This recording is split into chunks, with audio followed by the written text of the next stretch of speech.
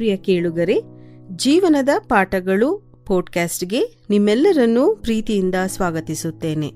ಒಬ್ಬ ವ್ಯಕ್ತಿ ತನ್ನ ಜೀವನದಲ್ಲಿ ಹಣ, ಮನೆ, ಉದ್ಯೋಗ, ಹೆಸರು ಇವೆಲ್ಲವನ್ನ ಗಳಿಸೋದಿಕ್ಕೆ ವರ್ಷಗಳ ಕಾಲ ಶ್ರಮಿಸ್ತಾನೆ. ಆದ್ರೆ ತನ್ನ ಕುಟುಂಬದೊಂದಿಗೆ ಸಮಯ ಕಳೆಯೋದಿಲ್ಲ. ಒಂದಿನ ಡಾಕ್ಟರ್ ಹೇಳ್ತಾರೆ ಅವರಿಗೆ, ನಿಮ್ಗಿನ್ನೂ ಕೆಲವೇ ತಿಂಗಳುಗಳ ಕಾಲ ಜೀವನ ಉಳಿದಿದೆ ಅಂತ. ಆಗ ಅವನು ಅಳ್ತಾ ಹೇಳ್ತಾನೆ, ಹಣವನ್ನ ಮತ್ತೆ ಸಂಪಾದಿಸಬಹುದು, ಆದ್ರೆ ಕಳೆದು ಹೋದಂತ ಸಮಯವನ್ನ ಎಂದಿಗೂ ಮರಳಿ ಪಡೆಯೋದಿಕ್ಕೆ ಸಾಧ್ಯ ಇಲ್ಲ ಅಂತ. ನಾವೆಲ್ಲರೂ ಒಂದೇ ರೀತಿಯ ಅಮೂಲ್ಯವಾದಂತ ಉಡುಗೊರೆಯನ್ನ ಪಡೆದಿದ್ದೇವೆ, ಅದೇ ಸಮಯ. ಶ್ರೀಮಂತನಿಗೂ 24 ಗಂಟೆಗಳು, ಬಡವನಿಗೂ 24 ಗಂಟೆಗಳು. ವ್ಯತ್ಯಾಸವು ಸಮಯದ ಪ್ರಮಾಣದಲ್ಲಿಲ್ಲ, ಅದನ್ನ ಹೇಗೆ ಬಳಸ್ತೇವೆ ಅನ್ನುವಂಥದ್ರಲ್ಲಿ ಇದೆ.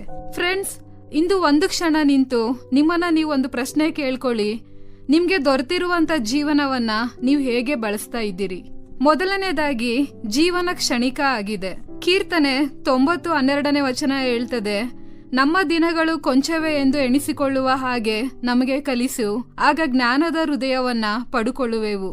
ಬೈಬಲ್ ಹೇಳ್ತದೆ, ಜೀವನ ಮಂಜಿನಂತಿದೆ, ಹೂವಿನಂತಿದೆ, ನೆರಳಿನಂತಿದೆ, ಕ್ಷಣದಲ್ಲೇ ಕಳೆದು ಹೋಗುವ ಉಸಿರಿನಂತಿದೆ ಎಂಬುದಾಗಿ.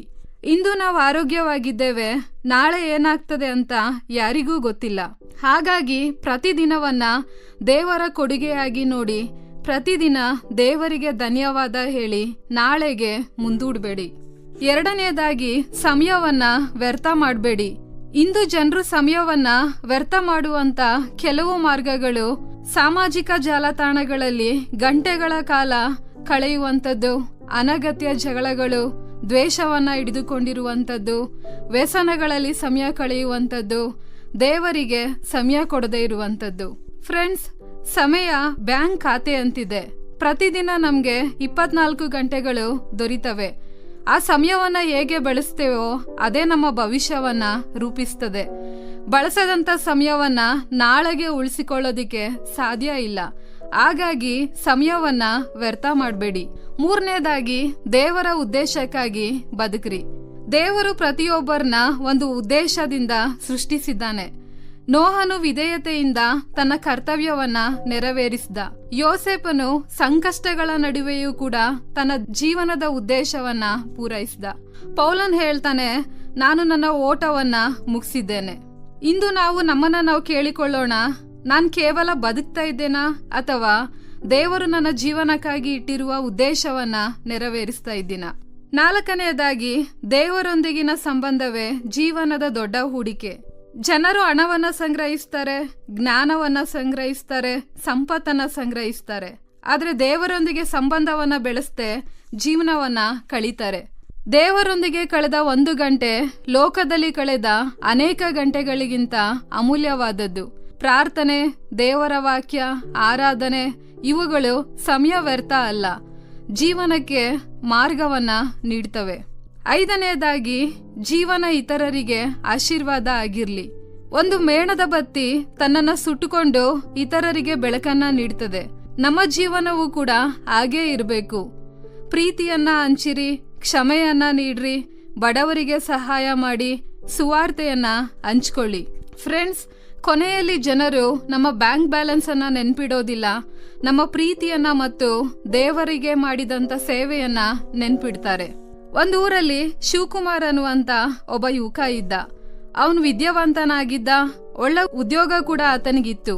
ಆದ್ರೆ ಅವನ ಜೀವನದ ಬಹುತೇಕ ಸಮಯವನ್ನ ಮೊಬೈಲ್ ನೋಡೋದ್ರಲ್ಲಿ, ಮನರಂಜನೆಯಲ್ಲಿ ಮತ್ತೆ ಸ್ನೇಹಿತರೊಂದಿಗೆ ಸಮಯವನ್ನ ಕಳೀತಾ ಇದ್ದ. ಅವನು ಯಾವಾಗ್ಲೂ ಹೇಳ್ತಾ ಇದ್ದ, ಇನ್ನೂ ವಯಸ್ಸಿದೆ, ಮುಂದೆ ಒಳ್ಳೆ ಕೆಲ್ಸಗಳನ್ನ ಮಾಡಬಹುದು ಅಂತ.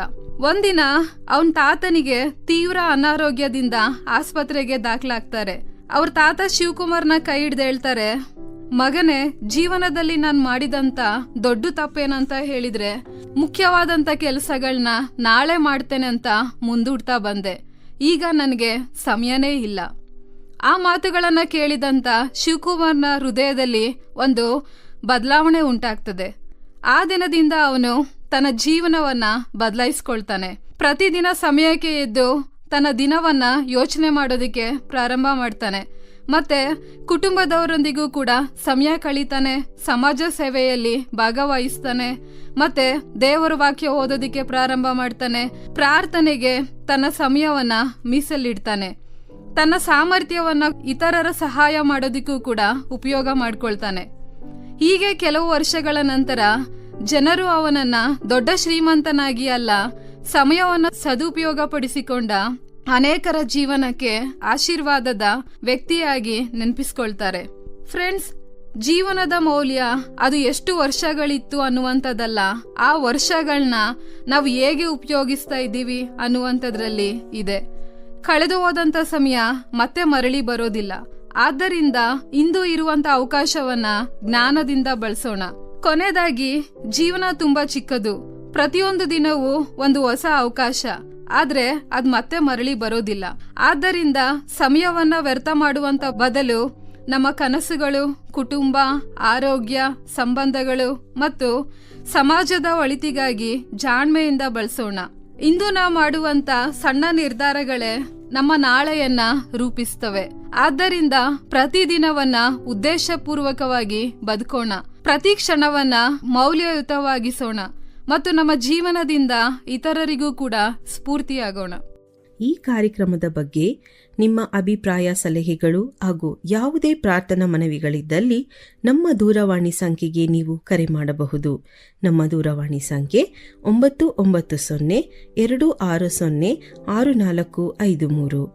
ನಿಮ್ಮ ಅಭಿಪ್ರಾಯಗಳನ್ನು ಇಮೇಲ್ ಮೂಲಕವೂ ನಮಗೆ ತಿಳಿಸಬಹುದು. ನಮ್ಮ ಇಮೇಲ್ ID info@fibaonline.org. ವಂದನೆಗಳು.